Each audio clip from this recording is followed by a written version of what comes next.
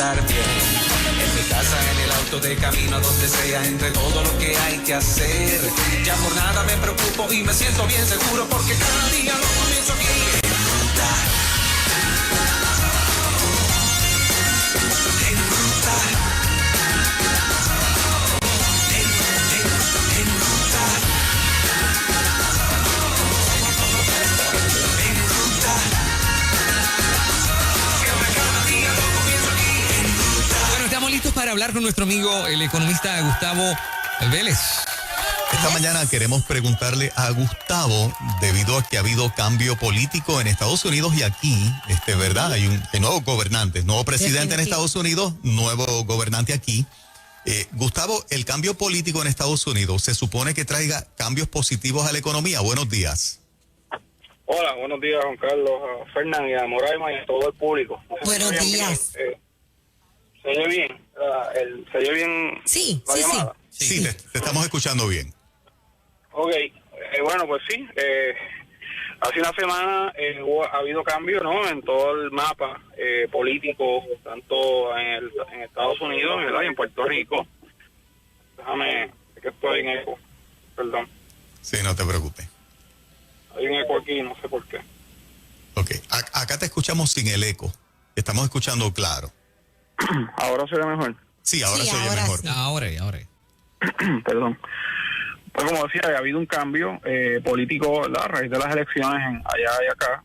Obviamente Puerto Rico es parte, ¿no?, de ese sistema, por más que a veces uno piense que no, pero somos parte de ese sistema político económico, así que lo que ocurre allá, claramente, para ir directo a tu pregunta, Juan Carlos, sí debería, yo creo que aquí para mirar esto un poco lo que ha ocurrido, es que tenemos un escenario donde hay un presidente electo, ¿verdad?, Joe Biden, demócrata, y hay un gobernador electo acá, que es el licenciado Pedro Pierluisi, que también es demócrata. Así que hay un alineamiento en esas dos figuras.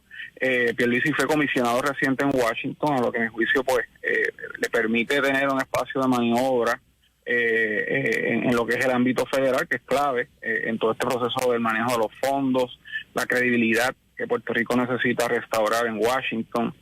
Así que yo creo que a primera fase, ¿verdad?, se ve que esto es positivo en la medida en que haya ese alineamiento y haya la voluntad, tanto del gobierno de aquí como el gobierno federal, en poder capitalizar sobre ese alineamiento, ¿no?, de estas dos figuras políticas de cara a lo que sería un proceso de recuperación en Puerto Rico. Te pregunto, hay un detalle que me llama la atención sobremanera, Gustavo, y es el aspecto de que Biden ha dado a entender antes de la campaña, y creo que se ha reiterado después de las elecciones, de que la posibilidad de un lockdown total en Estados Unidos es eso, una posibilidad muy alta.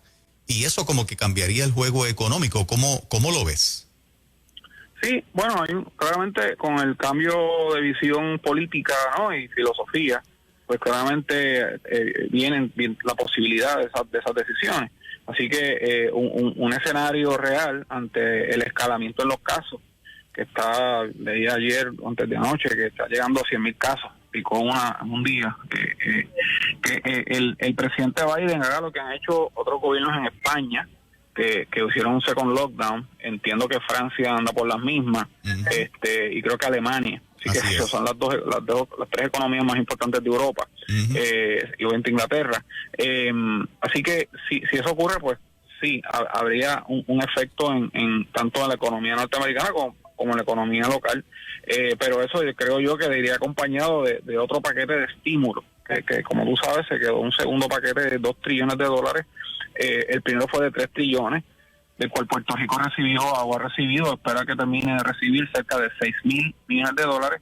Así que en ese sentido me parece que un second lockdown, que claramente no ayuda a nadie, pero puede responder a ese cambio de visión, ¿no?, más conservadora con respecto al tema del COVID, más cauteloso, una visión más social, contrario a Trump, que esto no es con nosotros, vamos a seguir trabajando y el virus se va a curar solo, ¿no? Un poco la visión que ha habido hasta el momento. Así que yo creo que eso puede ser un escenario y deberíamos prepararnos ante esa posibilidad. Pero volví, digo, debería eso tener como algún tipo de apoyo del segundo paquete que está presentado, de hecho, en el Congreso, y se quedó un poco pillado en todo el tema electoral del 3 de noviembre. Gustavo, en enero, Pierluisi, a tu juicio, ¿cuál debería ser la primera la primera decisión importante con relación a la economía de Puerto Rico que debería tomar? Bueno, yo creo que la debe tomar desde ya. O sea, yo creo que aquí ha habido una tradición que los gobernadores llegan y esperan al 2 de enero y siempre se habla de los famosos 100 días. Puerto Rico no puede, a mi juicio, ¿verdad? Con mucho respeto al licenciado Pierluisi, no debe estar mirando estos formatos. Porque Puerto Rico, lo hemos aquí hablado antes, lleva 14 años en depresión, los sismos, las quiebras, los terremotos, la pandemia. ¿Sabes? Aquí el gobernador, y yo sé que lo que estoy percibiendo es que hay un sentido de urgencia de parte del licenciado Pierluisi, y me parece que él debería estar ya delineando esas estrategias de corto plazo, ¿verdad? Porque aquí estamos mirando esto como en dos dimensiones, una dimensión bien de corto plazo, que es el manejo de crisis, de cómo el dinero fluye, cómo se mantiene la economía corriendo, y obviamente en paralelo una visión de mediano y largo plazo, que ya son los lineamientos estratégicos. Por ejemplo, el tema de revitalizar la Autoridad de Energía Eléctrica, con los 13,000 millones de dólares que se nos prometió por parte de FEMA, el tema de sacarnos de la quiebra finalmente para que se reabran los mercados y entre dinero nuevo a la economía, y obviamente todo el tema de las reformas de todo lo que es el gobierno, ¿no? y el aparato institucional. Así que yo creo que él debería moverse en esa dirección, tender puentes hacia el liderato empresarial, hacia los sectores sindicales, para que los invite a que sean parte de una gran coalición, ¿verdad? Que muchos economistas hemos propuesto esa convergencia de sectores, y me parece que esto nos toca a nosotros. Yo creo que la otra visión es que el gobernador levante esto solo. Miren, el gobernador es una figura, y aquí ninguno de nosotros, a mi juicio, entiendo, ¿verdad? Con mucho respeto, debemos pensar que un gobernador, sea Pierluisi o sea cualquiera, o un partido, tiene la responsabilidad primaria de levantar una economía, sino que esto es un esfuerzo de todos. Y yo creo, ¿verdad? Creo, Fernando, que parte de lo que ha habido aquí es eso, que siempre pensamos que llegó este gobierno nuevo con este gobernador, y esto es un trabajo de una sola persona. Miren, esto es el trabajo del país, y el país tiene que unirse, cada uno de su trinchera. Ustedes están haciéndolo muy bien desde la emisora, yo como economista, y cada ciudadano que va a su trabajo. Así como yo me hago parte de esa gran coalición y ayudo a este nuevo gobierno, y respectivamente que no sea mi gobierno o que usted no cientifique nada ideológicamente mal, porque al final del día, si sale bien ese gobierno nuevo que entra en enero, al país le va a ir bien. Si le va mal, a todos nos irá mal. Así que un poco es la visión, ¿verdad? Yo habiendo pasado por ese proceso hace algunos años, de que nos toca a todos, o sea, nos toca a todos levantar al país. Comenzamos esta mañanita, Gustavo, hablando de lo que le llaman los chinchorros, ¿verdad? Que han sufrido tanto, y si se convierte nuevamente la orden ejecutiva en lo que se está hablando, donde se les toque, cuán fuerte sería el impacto nuevamente, no solo para ellos, sino para aquellos pequeños negocios que siguen ahí dando la batalla, que sabemos que ha sido muy fuerte. Sí, mira, yo creo, Moraima, cada empleo, cada negocio vale. O sea, yo creo que estamos en un momento donde aquí Puerto Rico ha perdido 250,000 empleos en los pasados 14 años. Se han perdido cerca de 30,000 negocios en lo que va de toda esta crisis. 30,000. 30,000 empresas han cerrado operaciones en Puerto Rico en los últimos 10, 14 años. Esos son números reales, ¿no? Esto ha habido un colapso. Así que en un momento como este, todo suma, y no podemos darnos el lujo de perder ni nuevos empleos, nuevos comercios, nueva actividad económica, ¿no? Y en ese sentido me parece que sí hay que buscar cómo los protegemos a todos. Ahora bien, yo todavía veo, he dicho eso, y he sido una de las voces que más ha estado activa, y ustedes lo saben, y agradezco siempre este espacio de la necesidad de que la economía mantenga un nivel operacional, pero veo con cierta frustración de que no ha habido una conciencia de que eso no quiere decir que estemos en la vida como era antes. Yo sigo viendo por las redes sociales estas aglomeraciones y estas fiestas como antes, y yo creo que eso es irresponsable. Yo no he vuelto un chinchorro desde el COVID, ni iré hasta que el COVID se vaya, y puedo parar y comprarme algo, si acaso, con una máscara y llevármelo para mi casa, ponérmelo en el carro, pero yo a nadie va a decir que le gustaba de un chinchorro como lo hacía antes, porque yo sé que es una actividad peligrosa, y yo puedo darle ese apoyo a ese chinchorro comprándome las escapurrias, comprándome una cerveza, como lo hacía antes, pero no allí.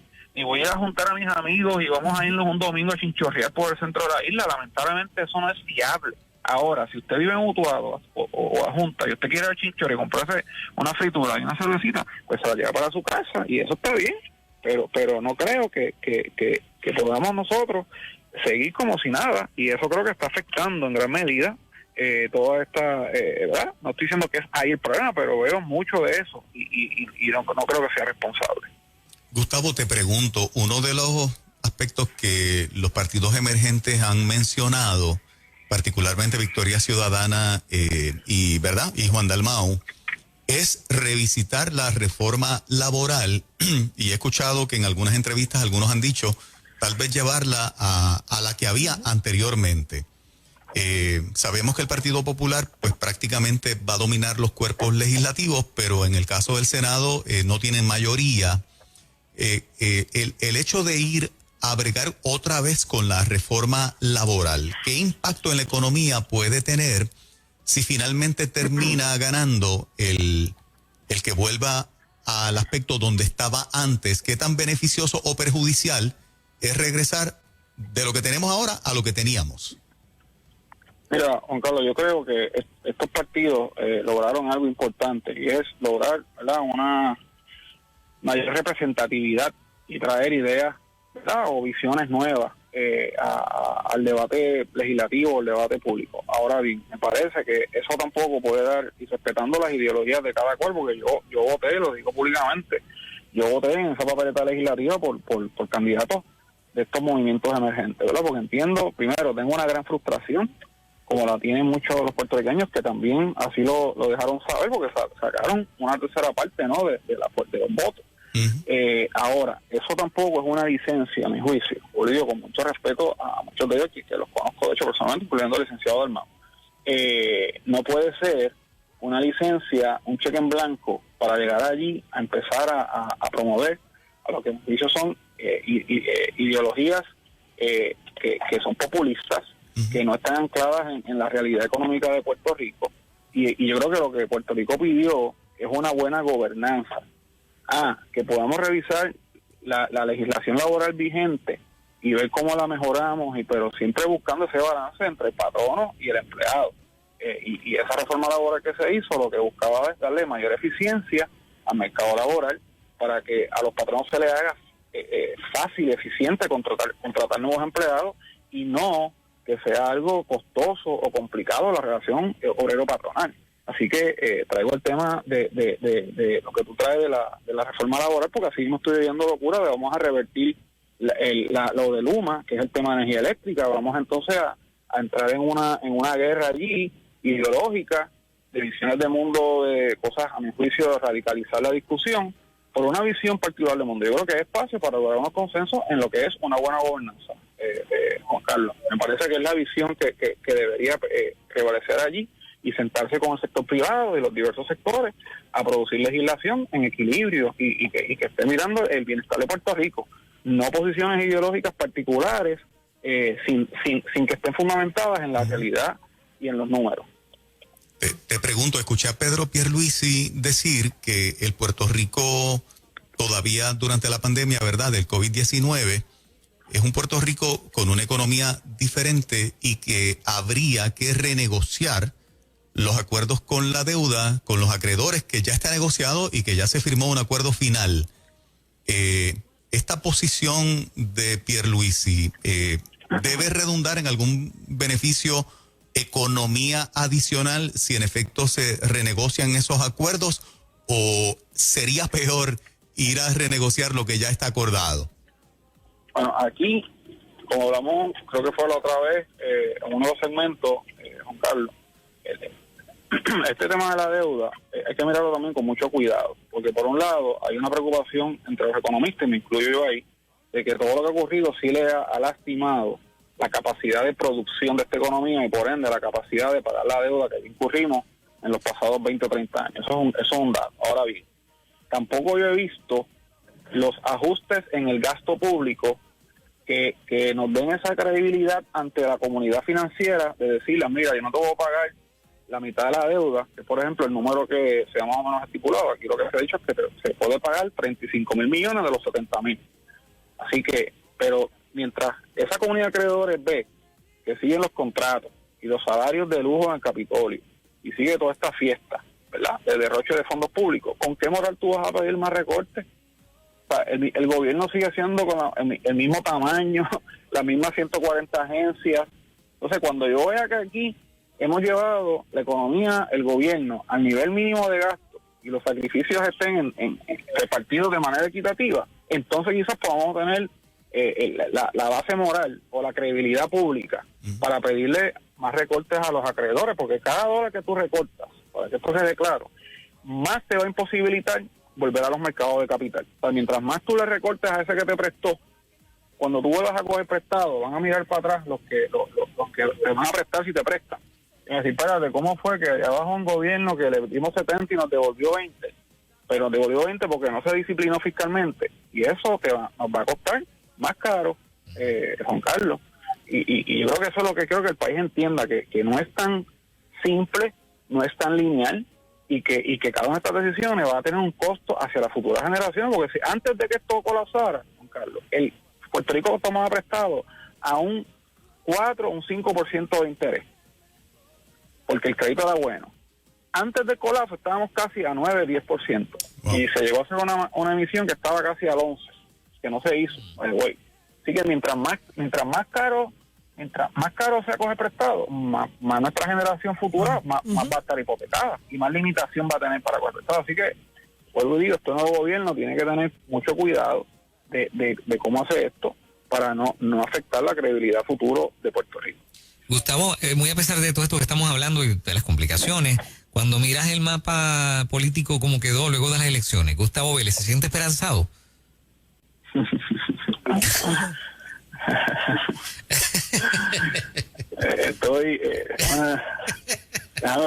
Hay silencios que hablan. Uy. Mis pensamientos y mis emociones. Uy, ahora estoy asustado. Espérate, no sé si quiero escuchar la contestación. Mira, yo te voy a hablar primero como economista, ¿verdad? Y persona que está un poco inmerso en todo este proceso. Yo me gustaría pensar que sí. Me gustaría pensar de que el mensaje que se ha enviado a los partidos tradicionales debe ser un incentivo bien poderoso para que se cambie la manera en que se está gobernando Puerto Rico.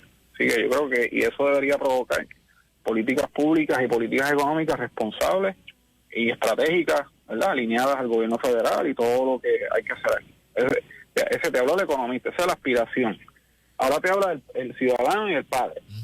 Yo, ojalá que sí. Ojalá que se iluminen, ojalá pasemos la página. Hemos pasado 2 décadas en todos estos problemas y todas estas crisis. Y yo creo que si no hemos aprendido nada en 2 décadas, tenemos serios problemas. O sea, si la clase política, debo decir, la clase política tradicional, porque aquí hay un elemento bien interesante, aquí hay una clase política emergente, que creo que es un mensaje bien importante que tenemos que entender.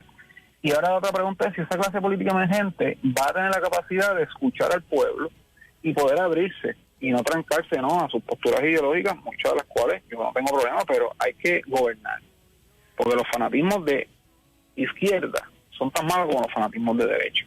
Y yo creo que si aquí todos hemos entendido la lección y cada cual asume su cuota de responsabilidad ante la coyuntura tan complicada que tiene Puerto Rico, entonces podemos darle esperanza. Yo voy a poner mi granito de arena, humildemente lo digo, y vuelvo y digo, agradezco este foro que ustedes me han abierto, porque creo que es un diálogo saludable, un diálogo constructivo, educativo, que me da mucha esperanza en sí mismo esta tertulia con ustedes una vez al mes.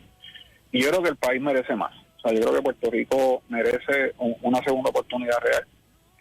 Merecemos quedarnos aquí y hacer nuestras vidas aquí, morir aquí, y crear nuestros hijos y mejorar nuestra calidad de vida. Así que yo creo que ese es el mensaje que la clase política y todos debemos estar mirando para que esto despegue. Juan Carlos, Fernando y Moreno. Yo te tengo una pregunta rapidito, Gustavo. ¿Hay esperanza? No sé si contesté, no sé si fue claro. Sí, que sí. Gracias. Es una mezcla de la parte emocional y la parte racional. Claro. A veces no es fácil armonizarla, pero traté de comunicar lo mejor que pude. Pero fue una respuesta de esperanza, que yo creo que debemos encaminarnos todos a la esperanza. Esto no está del todo perdido, pero te tengo una pregunta. ¿Hay, de acuerdo a lo que has visto en la calle, hay empresarios que se resisten al cambio? Porque yo soy de las que pienso que el que no cambia, el cambio lo cambia. El mismo sistema te va a llevar a cambiar. ¿Prefieren cerrar antes de someterse a un cambio? ¿Qué es lo que estás viendo en la calle? Bueno, en la calle yo estoy viendo lo que llaman en inglés un survival mode. Hay un modo de sobrevivencia, que por todo lo que hemos pasado en los últimos, todo este proceso tan largo y duro desde el 2001, ha llevado a que el comerciante de a pie incluso las empresas grandes, y yo lo veo en mi práctica, ¿no? Yo asesoro empresas de todos los tamaños, afortunadamente, y veo todos los días la fatiga, ¿no? Y el cansancio que pueden muchas de estas empresas, pero esto no, nadie en su sano juicio pensó que íbamos a estar tanto tiempo sometidos a todos estos eventos. Sí que hay una fatiga natural. Yo, pues, en esto también la siento, y a veces está ahí y uno se reflexiona de, wow, ¿hasta dónde uno va a aguantar todo esto como comerciante, ¿no? Y el ciudadano lo veo igual. Yo veo al ciudadano tratando de hacer su vida lo mejor que pueda, pero igual, con un sentido de incertidumbre y de escepticismo.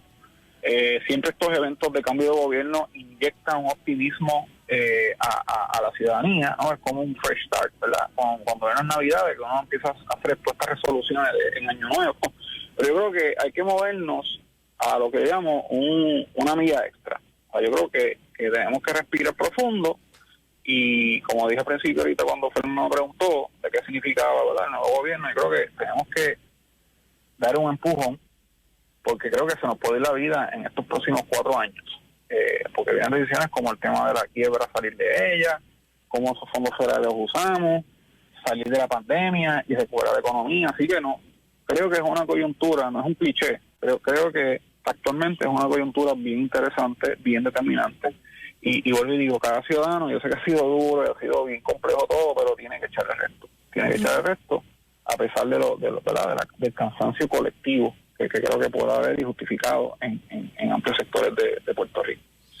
Gustavo, gracias por este tiempo que tú nos das, por compartir, ¿verdad?, tu expertise en el campo de la economía, y todos estamos esperanzados, ¿verdad?, de que todo este cambio político de alguna manera redunde con la bendición de nuestro Señor para que Puerto Rico siga hacia adelante. Te bendecimos, Gustavo, gracias. Bendiciones a ustedes, y de verdad deseo lo mejor, y seguimos en esta tertulia. La verdad que lo agradezco y lo valoro mucho, y pueden seguirme en mi página de Instagram, en Gustavo Vélez 2000, así que estamos subiendo muchos mensajes de optimismo, ideas, estrategias, así que siempre tienen aquí un aliado, y nuevamente muchas gracias, y con mucha humildad siempre a sus órdenes. Muchas gracias a ti, Gustavo, y felicidades, ¿verdad?, porque lo hemos visto en diferentes foros, y eso es lo que necesitamos, gente como tú que siga llevando el mensaje. Un abrazo. Señoras y señores, Gustavo Vélez, en breve regresamos para hablar acerca de la historia de la maestra Sánchez, maestra Miss Sánchez. Frances Sánchez.